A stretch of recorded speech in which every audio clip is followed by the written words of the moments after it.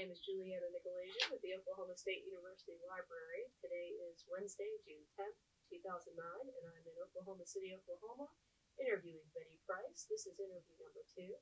This interview is being conducted as part of the inductees of the Oklahoma Women's Hall of Fame Oral History Project. Betty was inducted into the Oklahoma Women's Hall of Fame in 1985. Thanks again for joining us. Oh, it's my pleasure. Well, we spoke a lot last time about your involvement with the Arts Council, and I just want to touch base on a few things that we talked about and maybe go a little deeper. Um, the focus of the Arts Council, I'm sure, has changed from when you first started to when you left. Tell me a little bit about the evolution. Well, when we first started, the National Endowment had been formed, and the Carrots, which were out to the states, if they would make an effort to get an Arts Council established in state government, then there would be funding that would come, and that funding could be used for grants. And what happened was, when we first started, we had money, but we didn't have very many nonprofit organizations. So it was really important that the nonprofits be established in the state so that we could be a cooperative agency with them. And so it never happens now, but at first there was a reason to need someone to fund when we started the Arts Council. And I remember that the director, during one period of time, decided that we needed a state art collection. And so he developed a program, and we were able to buy art with state money and federal money, and started the state art collection, which was really a marvelous addition to the state. And they have now the state art collection in the gallery at the state capitol, and they were nice enough to name the gallery for me, and that's been a big thrill. It seems that the Arts Council, from promoting education in schools to art in the communities, has been a very big focus through the years. How important was that while you served throughout your tenure? It was very important, and one of the things that was very close to my heart was in getting artists in residence into schools where children would have a musician or an artist, other arts disciplines coming to their school, where that might be the only time that they were exposed to the arts, because so many of our schools didn't have art or music teachers. And so that is one thing that I think changes lives. We wouldn't have to build so many prisons if we had art and music teachers in elementary schools, and I'm convinced of that. And it's still a problem today. It really is.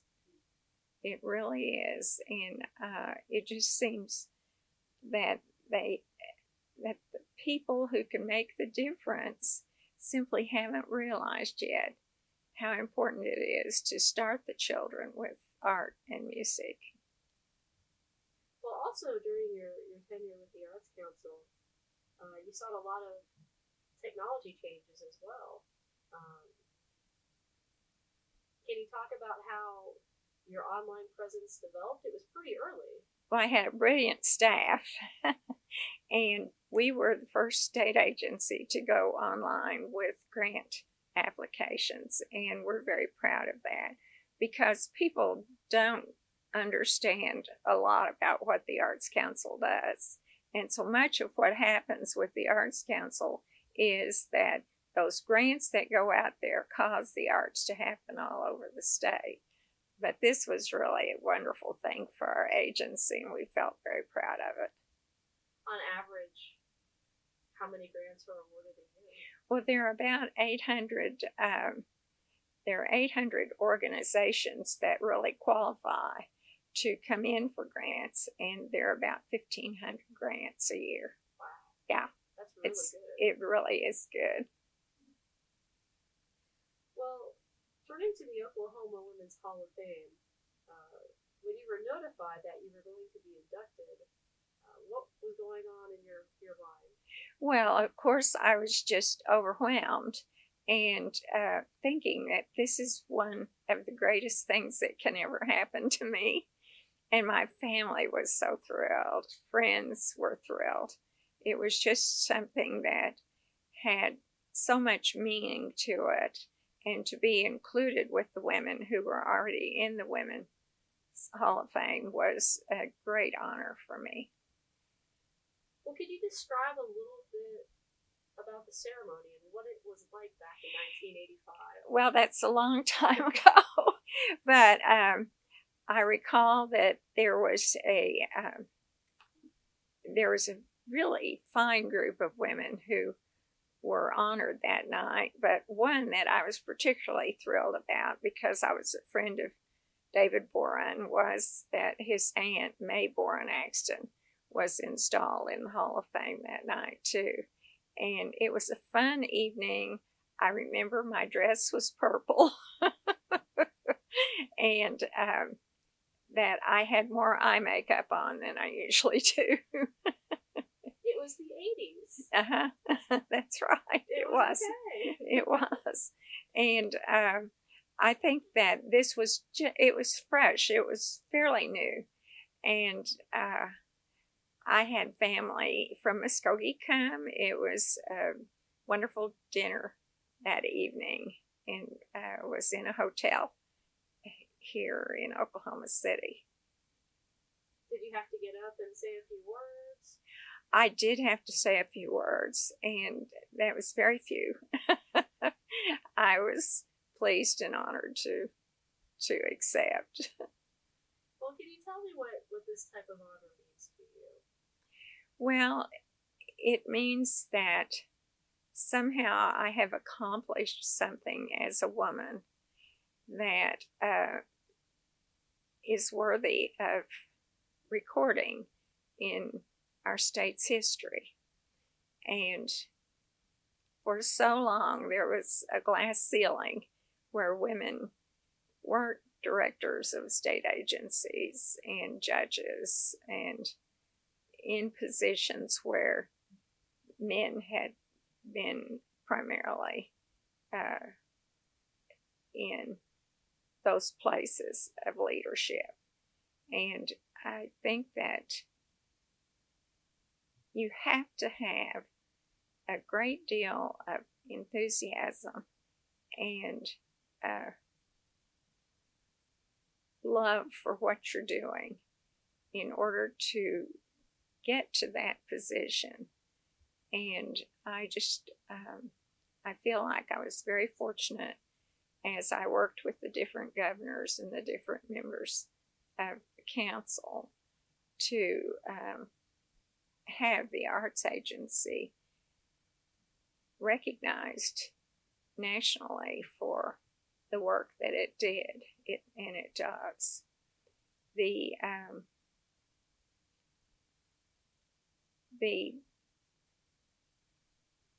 meaning to me and my family is one that has been something that we've shared with our friends and family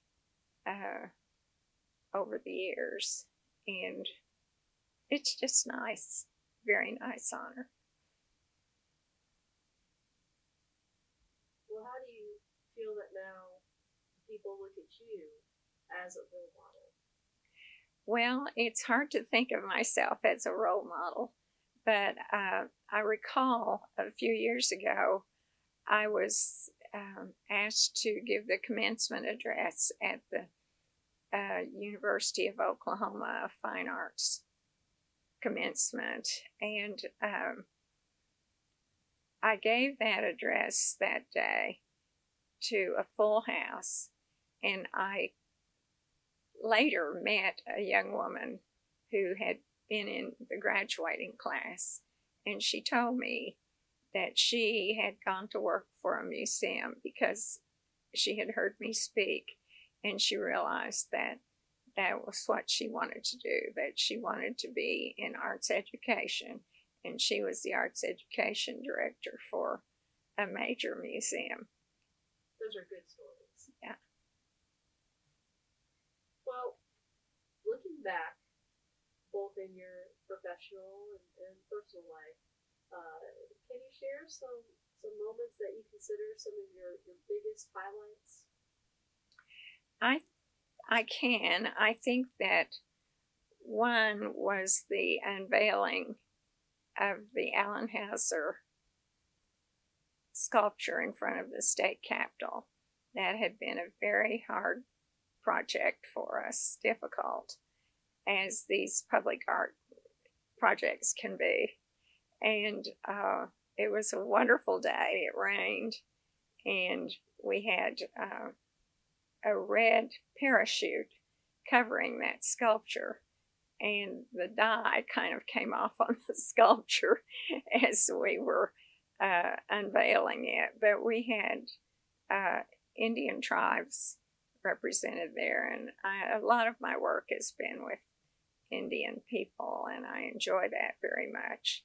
And the tribes danced on the plaza out in front of the Capitol after the statue was after we had the statue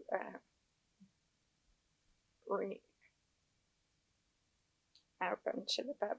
Sorry. And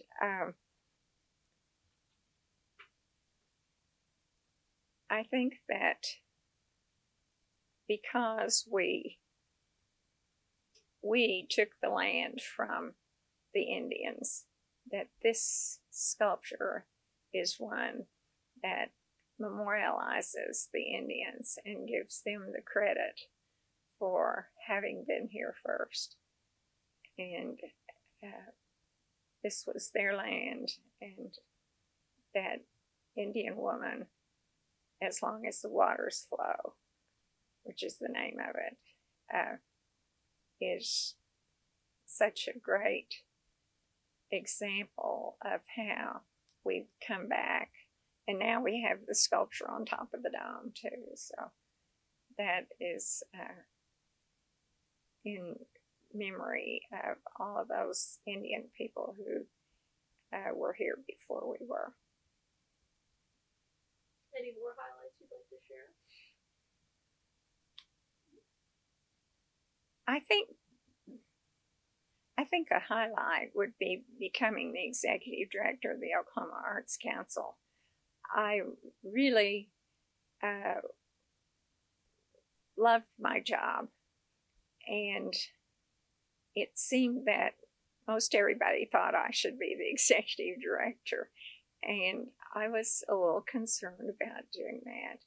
And then after I became the executive director, it was just something that I always would want to be. And highlights always included the Governor's Arts Awards. And we started the Governor's Arts Awards during the David Boren administration. And he was so helpful in everything that he did because he loved the arts so much. And the Arts Awards recognize people across the state who have done something, usually as a volunteer or a philanthropist, to make the arts happen. And we've had men and women over the years who have given extraordinarily great gifts of time or gifts of money to the arts, and their personal time as well. And so every year we have the Governor's Arts Awards, and we have recognized individuals. There are some categories like a business category and a public information category. And the governor's category is the highest honor that you get. And it's always thrilling to see that these don't all come from Oklahoma City and Tulsa, but there are arts people who are recognized across the state. And that is one of the things that's closest to my heart is the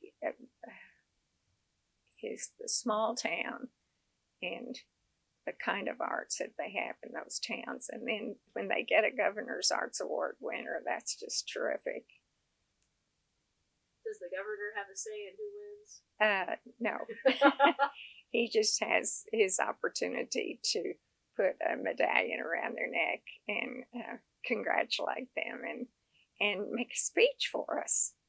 Well, that's like not that bad. too. Right. Well, you made mention of some early teachers and some family members throughout your interview, but would you like to say anything special about the people who helped play an important role in your life?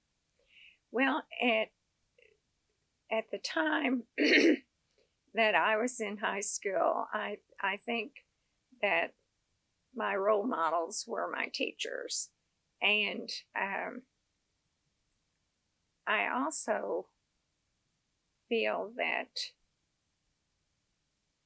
in my job, I still had role models. I assume I was a role model, but I had role models that I really felt helped me along the way. The idea of role models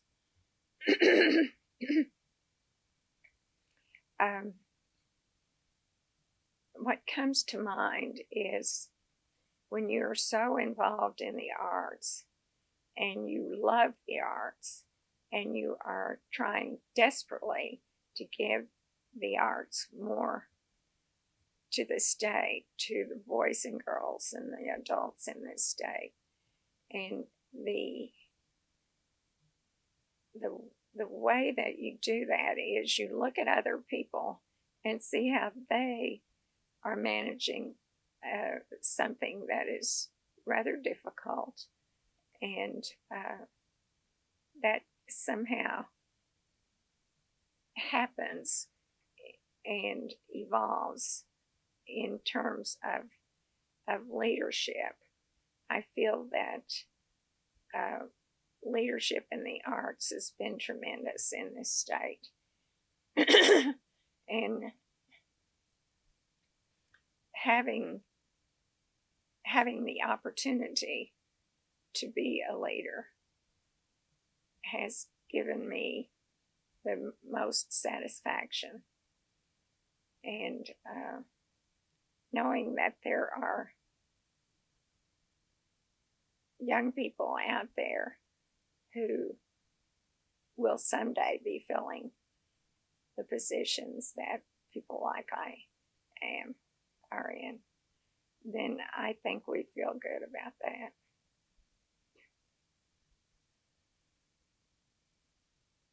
Well, tell me a little bit about how you met your husband. Well, I met my husband at Northeastern, and he was from Eufaula, and I was in Tri Sigma sorority, and that's another honor that I've had as a member of my sorority. I've had national honors there, and it's very, very important to me. But I was in Tri Sigma, and he was in a fraternity, and so they kind of liked one another. And so I recall asking him, because he has a ruddy complexion, the first time I ever talked to him, I asked him if he was Indian. And actually, he was part Indian. His great grandmother was Indian. But he likes to tell people that funny looking thing asked me if I was part Indian. And that's how our romance started. And he went on, we dated in our freshman year and sophomore year, and then he went with the National Guard to Japan, where he served in the army there. And then he was there a year. When he came back, he went to school at OU and finished at the University of Oklahoma. And we got married. I got a job teaching school in Norman, and which was my first job. And he was finishing school, so I had a year of teaching and enjoying the campus life as well. It was a lot of fun. And he's wonderful. He is so helpful to me and so supportive, and we have a lot of fun together. And the trains? Uh, Tell me about the trains. Well, he loves the trains and collects model trains. He built a Norristown, USA station in our backyard. And every year at Christmas time, we have a party for boys and girls to come in and run the trains. He loves to do that for the kids, but the adults are as interested as the kids, really. Everybody loves it. Well, that's a lot of fun. Uh-huh. Well, can you give some words of wisdom to people who are looking to follow in your footsteps? Well, I think that one of the things that was helpful to me as director of the Arts Council was having a good staff and having wonderful council members who were willing to serve, 15 at one time, willing to serve, work hard on making the decisions on the grants, and helping out in many ways. But I feel that those are what has meant so much to me. But what's important is working with the legislature, and I thoroughly enjoyed it. It is not always easy, but I think that state agency employees, whoever they are, need to appreciate the legislature. That is a hard job. And early on in my career, I had been asked to run for the House of Representatives. And I made the decision that I could do more if I worked in the Arts Council and kept working hard there than if I went to the legislature. And of course, my life would be a totally different life if I had chosen to, and I would have had to be elected too. But the representative who was retiring asked me if I would run for his seat, and I just decided not to do that. My family decided that they had been in enough political campaigns that they would just as soon I didn't do that. Well, there's time now. Well, there have been some people talking to me.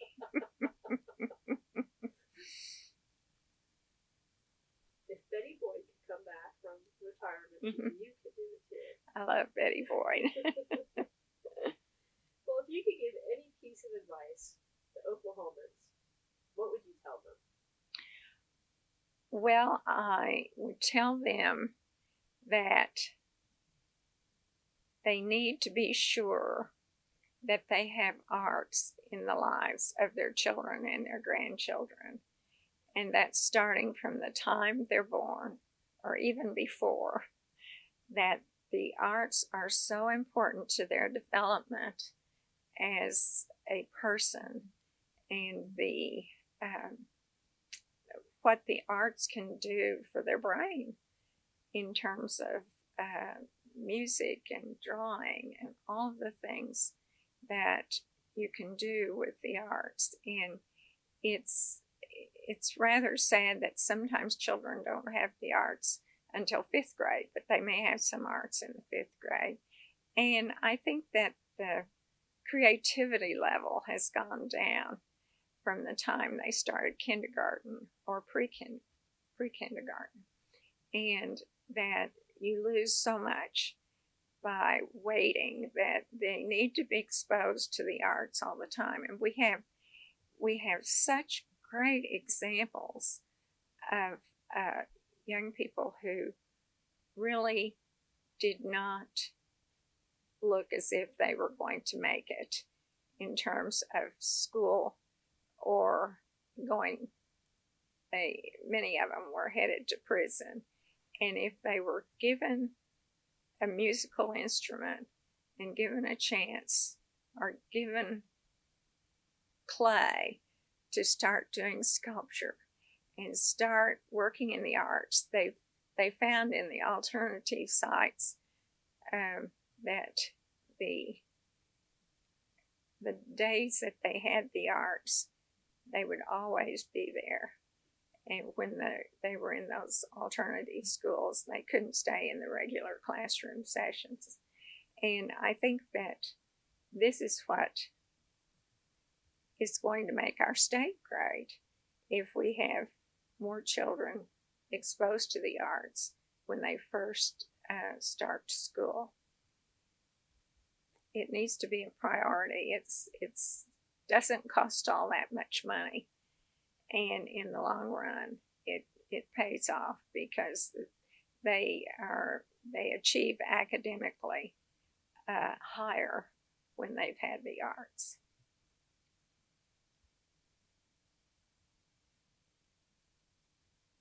Well, what's next on the agenda for you? What are you busy with now? Well, I am enjoying more time with Norris and our children and grandchildren. I also have stayed on the Indian Museum and Cultural Center board as an emeritus member. And this is a wonderful project that is actually a $150 million project to have an outstanding Indian Cultural Center for Oklahoma City, actually the state of Oklahoma. And it's located on the river. And there's already one building there. And I just sat in on a panel for a public art project for that information center.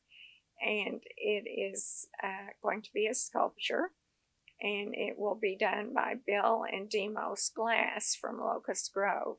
They're well-known artists, and they won the competition. And right now we're raising money for the cultural center, and it's difficult times to try to raise this money, but we have a wonderful staff, and the president for the board is Governor Bill Anatubby.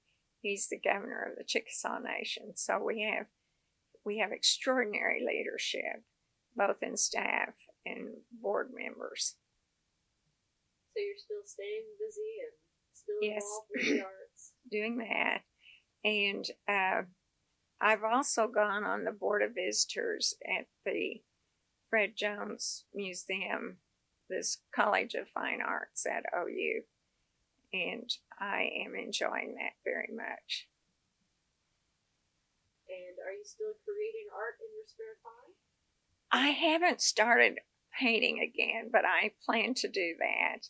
And I've been invited by a gallery to display my work there, so I'm getting ready to take that on. Well, what does Oklahoma mean to you? Well, Oklahoma is precious to me. I think it is a marvelous place to live. And I like the people in Oklahoma. People are so friendly. And I always kind of wore a tourism cap too with the arts and how we want them to see the best of what we have when they come to our state. And the arts certainly work into that very well. I just think that this state has a spirit about it. We saw that with the Murrah bombing, and we will see it in the hard times that we're in right now.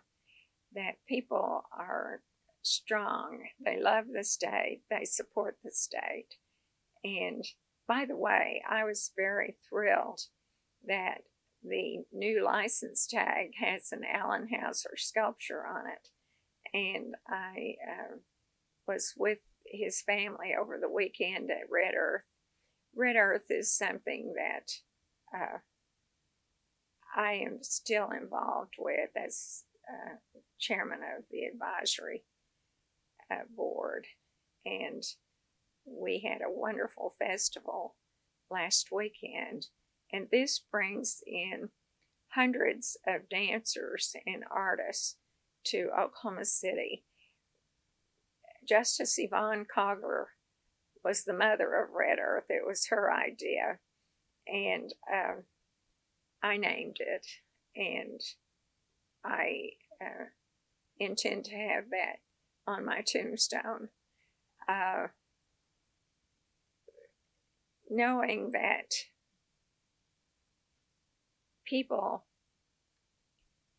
from all walks of life can learn and enjoy the Indian dancing and the wonderful art that the artists do. And this weekend was a great experience for everyone, and especially me. I like to go back and see that and be in the grand entry, which is spectacular. So that's a lot of fun for me. I have a list of things that I've been asked to do in getting back to what's on my plate. I'm being very choosy right now because I want to be sure I don't spread myself too thin. Well, that's a good position to be in. Well, you mentioned your tombstone. Uh-huh. When history is written about you outside of your tombstone, what would you like for it to say? Well, I think that I would like to know that during the time that I worked for the Arts Council, that it made a positive difference in the lives of children and adults across the state of Oklahoma, exposing them to the arts and giving enjoyment and knowledge to them. And I think that probably is how I feel. Well, before we close our interview, is there anything else you'd like to add that I have not asked about? Well, I would like to talk just a moment about the other women that are in the Women's Hall of Fame.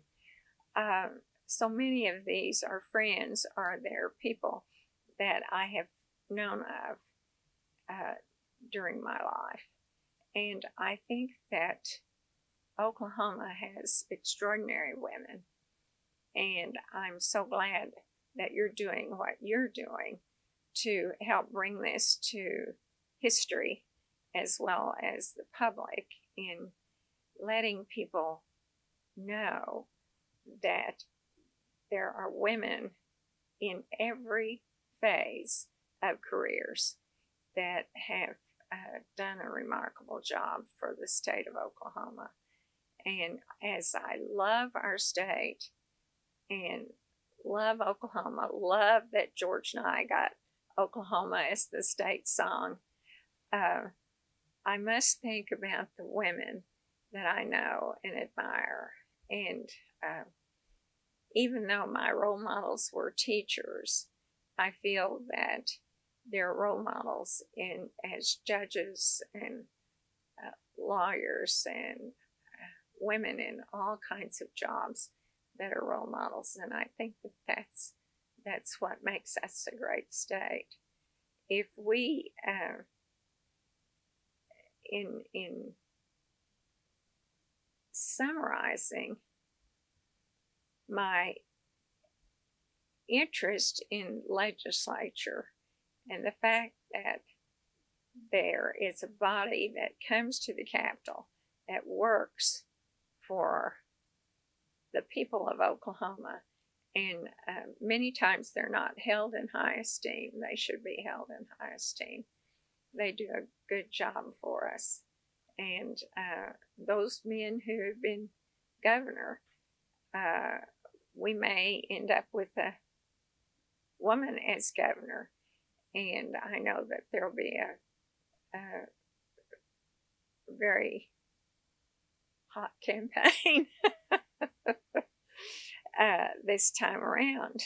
And so we have people like that who are who love their families, and yet they will give of themselves for the betterment of the state in their jobs.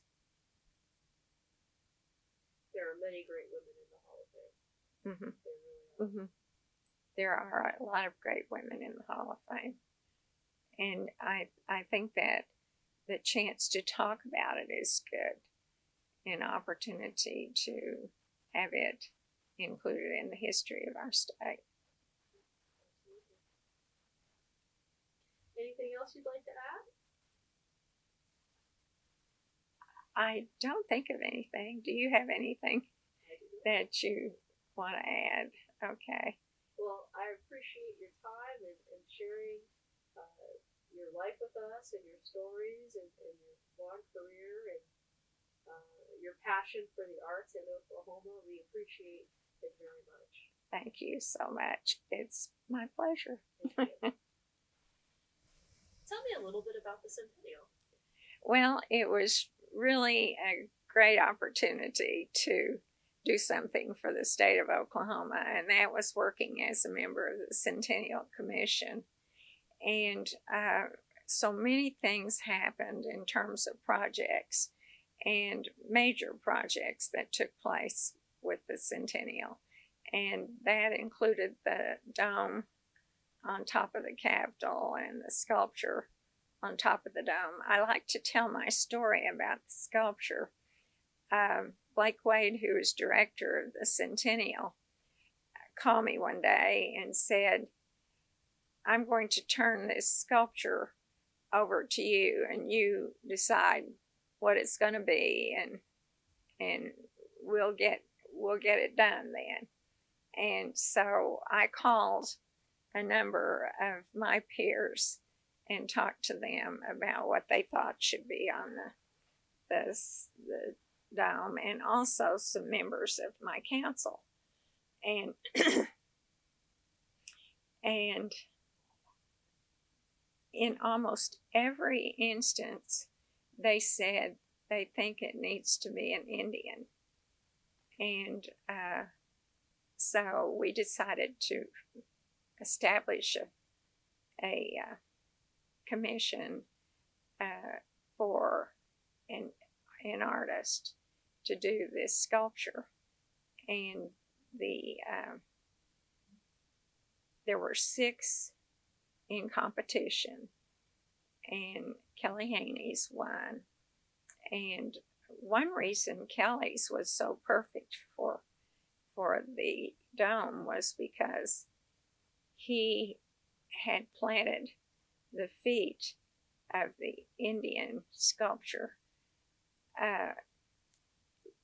facing east, but the head of the sculpture faces Lincoln.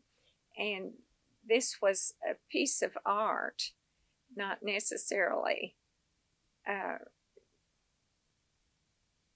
just an Indian, but it was a piece of art for the dome. and the architect never indicated what the dome should have on it as sculpture. And so this was, I think the Guardian is probably the best we could have done in getting something on top of the dome that looks good. These things don't happen easily, but I did love climbing up in the dome when it was being built and getting up there and examining where the sculpture was going to be. That was a lot of fun. But the Centennial was the best any state has ever had, and I'm so proud of Blake Wade and Lee Allen Smith and the people who helped with all of those various activities and projects that took place during the Centennial. We had the very first project was an art project. It was the mural. We Belong to the Land. That's over the House of Representatives, one of the Lunat murals. And we were very, very excited that that was the first project for the Centennial celebration.